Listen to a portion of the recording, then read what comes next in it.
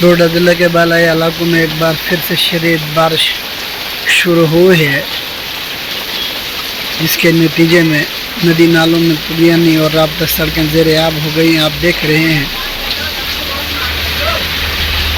डोडा ठाठरी शहर हो या डोडा भद्रवा या ठाठरी किलोत्रान शहर हो, जब बारिशें होती हैं तो 70% इलाके ऐसे हैं, हिस्से ऐसे हैं जहां पर ड्रेनेज सिस्टम का कोई माकूल इंतज़ाम नहीं है और ये जो पानी है ये सड़क का रुख इख्तियार करता है।